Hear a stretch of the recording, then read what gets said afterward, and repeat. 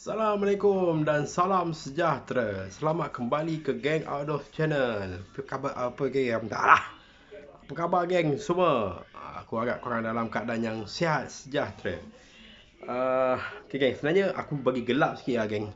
Macam aku kata handphone aku ni dia dah lama. So kamera depan dia ni agak tak berapa nak okey.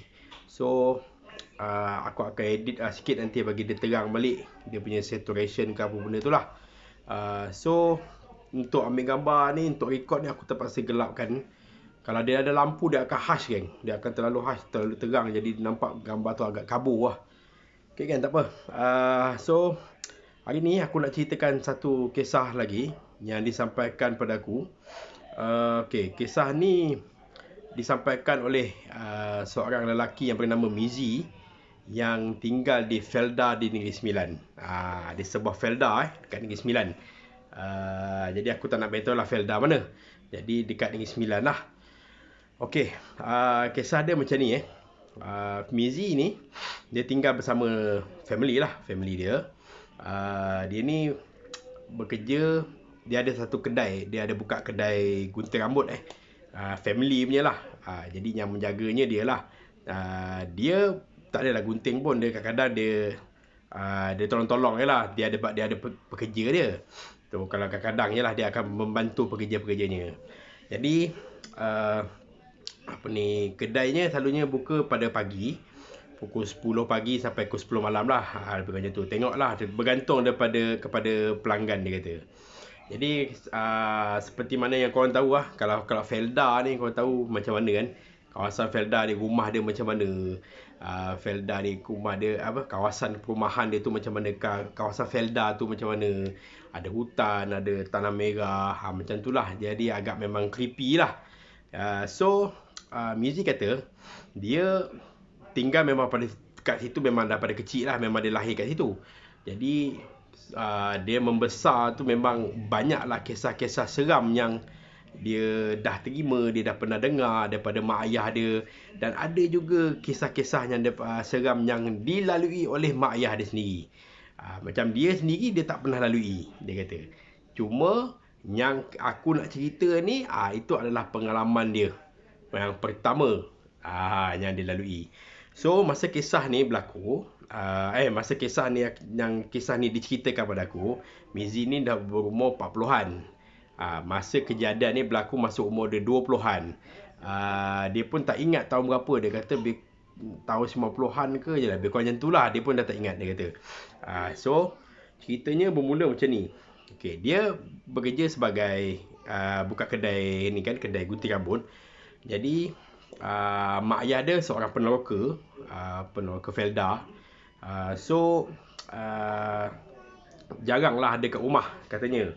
Jadi bila Mizi ni bekerja menguruskan kedai gunting rambut ini, pada satu hari tu dia tutup kedai lebih kurang dalam pukul 10. Jadi bila dia lepak-lepak, dia kemas-kemas semua, lebih kurang dalam pukul 11 dia sampailah ke rumah. Okay, jadi bila dah sampai ke rumah tu, mak ayah dia ada di rumah lah. Jadi dia pun balik macam biasa. Dia borak lah macam biasa. Dia cerita lah apa benda yang berlaku di kedai, macam mana sale dia hari tu, macam mana pelanggan dia, kenah-kenah pelanggan semualah. Jadi ayah dia pun bukalah cerita. Dia kata dia bukan apalah, just nak menghangatkan suasana malam, nak saja-saja borak dengan anak beranak. Dia kata, dia ceritalah dia panggil recap balik lah cerita yang dulu-dulu. Dia cerita pasal seram.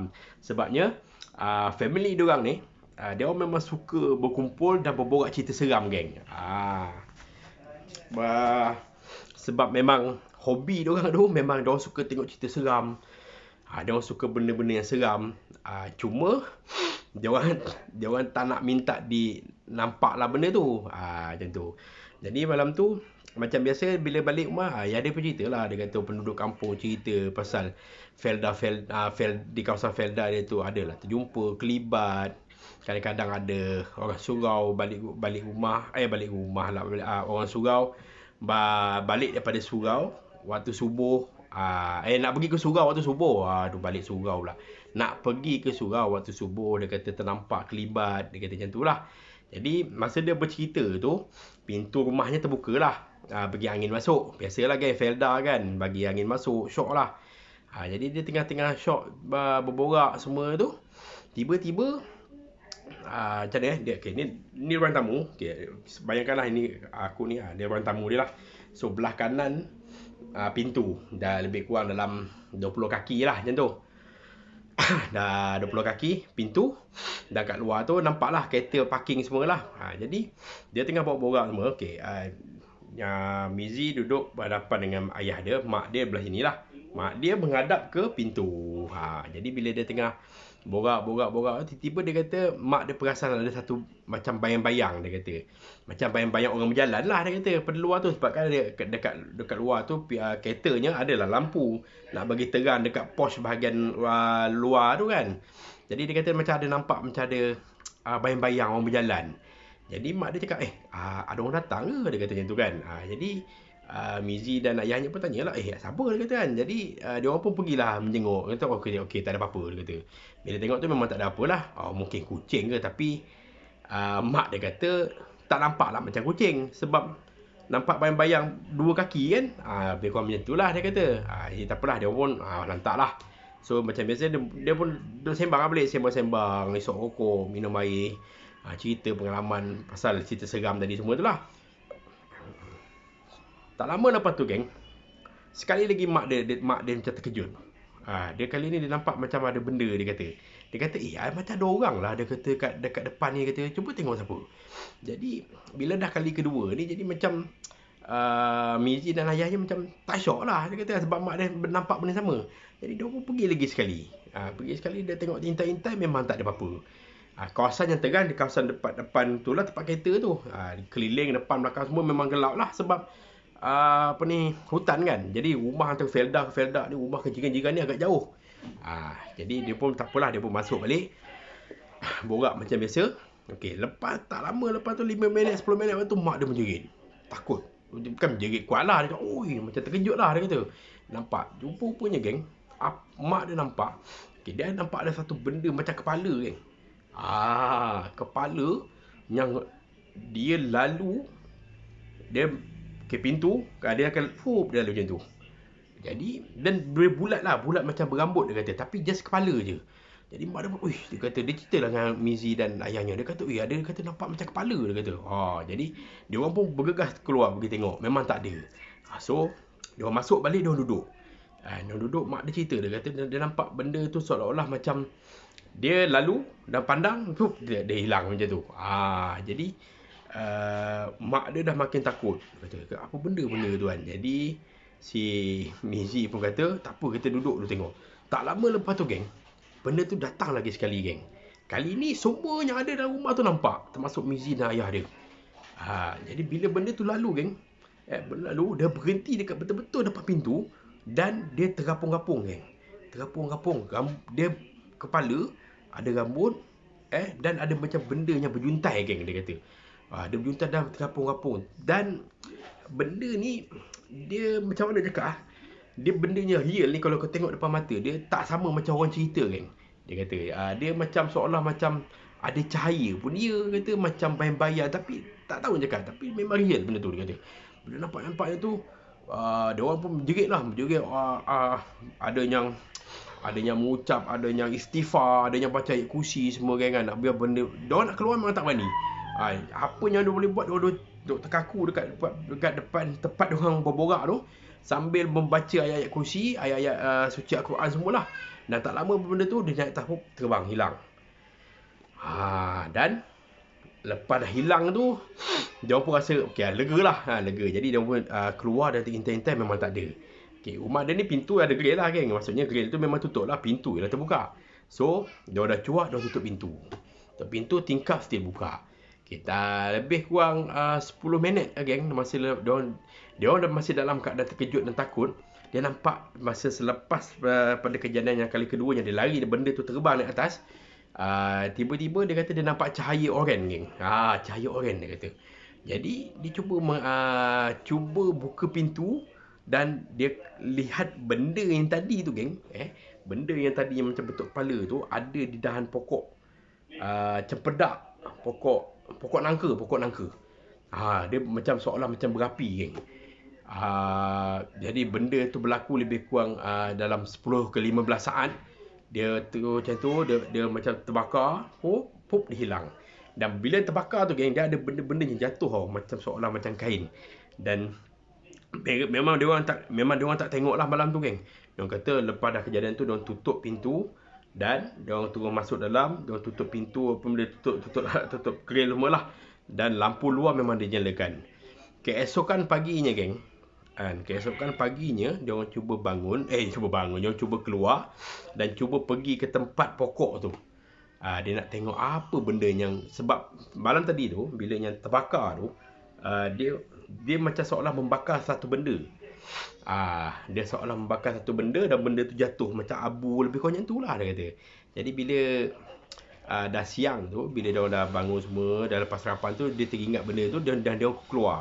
Mizi, ayah dia dan mak dia dah, adik-beradik dia ada keluar. Dia cuba nak tengok benda tu. Bila dia sampai kat pokok nangka tu, kat bawah tu memang ada kesan macam getah geng. Macam getah terbakar ke apa, macam lebih kurang macam tu lah dia kata. Dia macam, kalau kau tahu macam kain lah, kain yang dia bakar, lepas tu dia macam mengeras tau. Cumanya dia tak terbakar semua. Dia lebih kurang, Mizi kata lebih kurang macam sejengkal macam tu lah. Lebih kurang macam kain dia kata, tapi dah mengeras. Hujung-hujung tu adalah macam warna kesan-kesan putih-putih kuning, lebih kurang macam tu lah kainnya. Macam tu. Jadi dia orang memang tak berani geng. Dia memang tak berani nak pegang ke apa.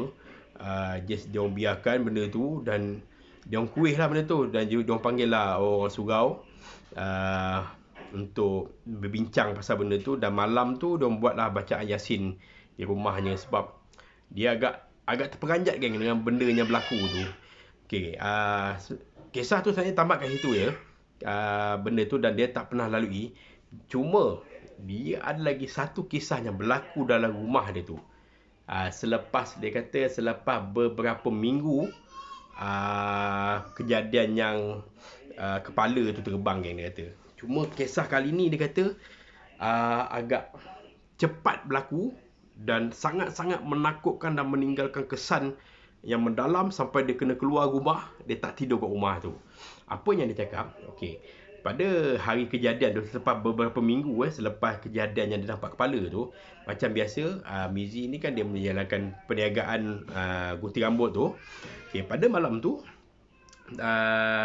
dia tinggal, adik-beradik dia ada lagi ramai sebenarnya. Cuma malam kejadian yang kali kedua ni, dia tinggal bertiga. Maksudnya ayah dia, mak dia dan Mizi lah. Adik-beradik dia ada yang duduk asrama, ada yang dah bekerja luar, ada yang dah berkahwin, macam tu lah dia katanya. Cuma dia tak detailkan lah berapa adik-beradik dia. Jadi pada hari kejadian yang kali kedua ni, selepas dia settle di kedai gunting rambut dia tu, cuma malam tu lah dia kata lambat sikit. Lebih kurang pukul 12.30 malam dia sampai. Jadi bila dia pada malam tu, mak ayah dia semua memang ikut dia lah. Ikut Mizi ni ke kedai lah. Jadi rumahnya kosong lah pada petang sampai ke malam. Jadi bila dah settle semua di kedai, dia balik. Masa balik tu, Mizi ni kata macam dia tak sedar hati nak balik rumah. Dia cuba cakap mak dia, apa kata kalau malam ni kita tidur dekat rumah saudara ke kan, mana-mana. Kata mak ayah dia kata, kenapa kan kau nak apa tidur mana rumah kita ada, dia kata kan. Dia kata macam tak syok, dia kata. Mizi kata dia macam tak terasa, tak seronok dia nak balik rumah. Jadi mak ayah dia kata tak apalah, kau istighfar lah kan, tak ada apalah tu, mungkin perasaan kau penat berniaga pada pagi semua kan. So diorang pun balik macam biasa. Bila dah sampai rumah, dia parking kereta, dia masuk dalam rumah, dia tutup pintu. Jadi masing-masing pun pergilah beli air mandi semua. Lepas dah mandi semua, dia pun duduklah kat ruang tamu sambil tengok TV. Okey, dia rumah Mizi ni rumah papan rumah papan, dan di belakang, bukan di dapur di bahagian depan lah kayaknya. Dia macam ni ruang tamu dia tengah-tengah tau. Jadi bahagian depan rumah tu dia macam ada beranda sikit ni atas, tapi kat situ memang tak digunakan. Jadi adalah tingkap-tingkap semualah. Yang hanya digunakan hanya di ruang bawah dan dapur saja. Di bahagian depan sana tu yang nak naik ke beranda semua tu memang dia tak guna apa-apa lah. Jadi macam dia tempat kosong lepak-lepak budak kampung lah. Lebih kurang macam tu sokok geng-geng diorang lah. Jadi selepas pada kejadian tu, selepas pada dia mandi semua tu, dia duduk berborak tu, tiba-tiba dia kata dia dengar bunyi tingkap dia diketuk geng. Kau ke tingkap kan, dia, macam ketuk pakai kuku tu, yang tu. Jadi permulaannya dia dengar benda tu memang jelas dengar daripada dia, dan mak ayah dia pun dengar. Dia berpandangan lah sendiri kan, dia kata apa tu, macam tu. Jadi dia orang beranggapan mungkin cicak. Memanglah cicak kadang-kadang ada bunyi macam tu. Kadang cicak ni ekor dia belaga kan dekat cermin macam tu. Tingkap dia jenis tu tingkapnya sekeping-sekeping tu geng. Yang sekeping-sekeping boleh buka tu kan, sekeping tu. Jadi dia pun buat tak tahu. Kali kedua bunyi lagi ketak. Dengar lagi. Dia pun buat tak tahu lagi. Kali ketiga makin kuat geng benda tu. Tapi 3 kali bunyi tak. Macam tu. Jadi dia rasa dia dah terfikir dah tadi. Dia kata dia memang tak sedar hati nak balik rumah. Tapi ni benda ni bunyi lagi. So dia cuba pergilah dekat tingkap tu. Bila dia selak memang tak ada apa-apa lah, dia kata kan. Jadi dia duduk balik. Dan kali ni bunyi lagi. Dia kata bunyi dia macam dia benda tu seolah-olah macam mempermainkan dia, macam macam tu. Makin lama makin banyak lah bunyi tu geng. Jadi dia rasa macam marah pun ada, takut pun ada. So bapak dia dengan Mizi pun pergi ke tingkap tu dengan harapan dia nak buka tingkap tu, dia nak tengok apa benda kan. Dia memang dah set dah, kalau tak ada, kalau ada benda ke, nampak benda yang menakutkan ke, memang dia nak lari, dia kata kan. Jadi dia pun pergi. Bila dia buka tingkap, bila dia hintai belakang dia memang hutan lah. Dia boleh nampak lah cahaya rumah belah sana tapi jauh. Bila dia tengok memang macam tak ada apa-apa. So jadi tingkap tu terbuka. Biar dia buka tingkap tu, biar dia tingkap langsir tu terbuka, biar dia duduk kat kursi dia nak tengok. Tak lama lepas tu bunyi lagi benda tu. Bunyi lagi sekali ketuk-ketuk tu. Dan dia pergi lagi sekali. Bila dia pergi lagi sekali ni geng, apa yang terperanjat geng, bila dia nak pergi, bila dia nak sampai geng, dia kata tiba-tiba dia kata ada satu tangan, satu makhluk tangan geng. Satu tangan makhluk tangan pula. Satu tangan makhluk geng yang masuk ke dalam tingkap tu geng. Bila dia masuk dalam tingkap tu, masalahnya apa yang dia menakutkan sangat, kata dia adalah benda tu adalah hanyalah tangan saja geng, dia kata. Kau bayangkan dia tangan saja. Dia tak ada badan, dia tak ada kaki, apa benda muka tak ada. Dia hanya tangan geng. Yang nampak tangan tu seolah macam tengah berdarah, tengah hitam membusuk. Dan tangan tu cuba masuk dalam rumah dia geng, dia kata. Wallahualam, apa yang dia sampaikan itulah yang dia sampaikan aku. Dia kata macam tu. Jadi bila dia nampak macam tu, dia sangat terkejut. Bapa dia pun dan memang lost, memang terkejut gila. Dia menjerit, mak dia pun terkejut. Dia terus ambil kunci kereta, naik kereta terus cabut geng. Dia terus cabut. Malam tu memang dia nak tidur sama saudara, tak tahu nak pergi mana, segan. Lalu dia pergi tidur kat motel geng, dia kata. Dia malam tu dia cari motel yang terdekat, dia tidur kat situ. Dan dia memang rasa macam down sangat bila dia dekat motel tu pun. Dia memang sangat-sangat down. Dia cerita dengan mak ayah dia apa benda yang berlaku semua tu kan. Dia berbincang apa benda yang sebenarnya, kenapa tangan tu boleh ada di situ geng, mana puncanya geng. Semua memang dia memang tak dapat tahu apa punca dia yang berlaku kat rumah dia geng. Dan bila dah tidak dapat tidur, besok paginya dia balik rumah macam biasa. Dia masuk rumah, dia tengoklah tingkap tu memang terbuka, langsir pun terbuka. Tapi memang tak ada apa-apa kesan lah, dia kata. Terkesan-kesan darah ke, dia kata memang tak ada. Cuma dia memang sangat-sangat terkejut. Mak ayah dia pun terkejut. Dan mak dia pun demam geng. Sebabkan benda tu adalah benda yang pertama kali berlaku di rumah dia geng. Dan dia tak tahu apa punca, apa yang dia nampak semalam tu. Betul ke tangan ke, ataupun ada budak-budak kampung yang cuba nak menakutkan dia kata kan. Cuma dia tak dapat nak pastikan. Apa yang dia boleh katakan, dia rasa tangan tu masuk, dia kata kat tingkap tu, dia memang nampak tangan tu memang real bergerak. Dan hanya tangan saja, separuh sampai sini, dia kata. Tapi dia dah dan ada satu bau, dia kata. Mungkin bau busuk ke apa, tak pasti lah. Cuma dia macam lost lah. Dia kata tak tahu betul ke tak betul benda ni kan. Dia sampai ke besoknya tu pun, bila dia rumah pun dia terfikir lagi, benda tu adakah real ataupun hanyalah budak-budak kampung yang mengacau kan. Cuma dia tak fikir, tak logik lah kalau ada budak-budak kampung yang datang nak kacau rumah dia. Sebab sedangkan benda ni tak pernah jadi, geng. Tak pernah jadi pun dekat mana-mana kampung, kawasan-kawasan rumah Felda tu, kat kawan-kawan ke, tak pernah jadi lagi ada orang duk mengusik macam tu. Memang tak pernah jadi. Jadi dia agak orang panggil apa? Dia agak sangat-sangat down, sampaikan dia hilang semangat lah, geng. Hilang semangat nak balik rumah, hilang semangat. Dan dia kata selepas pada kejadian tu lah, dia memang tak balik rumah lebih kurang dalam seminggu dua. Memang dia just balik siang dengan mak ayah dia untuk kemar-kemar rumah. Malamnya memang dia orang akan tidur di rumah saudara yang berdekatan dengan situ lah, untuk menenangkan hati. Bila dia dah cerita lah semua dengan family, dengan adik-beradik, dengan saudara mara semua lah, apa benda yang berlaku. Dan dia orang pun dinasihatkan supaya keluarlah pada rumah tu sementara waktu. Dan daripada lepas dia keluar tu, bila siang dia orang balik tu, dia panggil lah ustaz-ustaz untuk pagar rumah dia, tengok apa yang patut. Cuma dia tak tahulah apa sebenarnya yang berlaku, punca-punca dia semua tak tahu, geng. Okay? Itulah yang aku nak sampaikan kepada korang. Ceritanya aku nak sampaikan kepada korang, yang disampaikan kepada aku. Jadi apa yang dia ceritakan, itulah yang aku sampaikan. Wallahualam. Adakah benda tu benar ke, rekaan ke, jadi-jadian ke, itu semua aku tak pasti. Hanya Allah je yang tahu, geng. Okay, geng. So sampai kat sini saja video aku kali ni. Jadi nantikan next kisah aku selepas ini. Macam biasa aku katakan, yang buruk tu datangnya daripada diri aku sendiri, yang baik tu datangnya daripada Allah SWT. Aku hanya just menyampaikan apa yang orang cerita. Kalau korang tak suka, aku minta maaf. Kalau korang tak suka, kau janganlah tengok. Mungkin cara kita menyampaikan ni agak berbeza. Mungkin orang lain lagi suka, lagi okey. Mungkin aku kurang okey. Aku harap maaf. Aku pun masih baru lagi dalam bidang ni. Jadi tetapkanlah beri semangat dan support untuk aku. So akhir kata, aku sudahi dulu video aku kali ni dengan ucapan Assalamualaikum. Zas.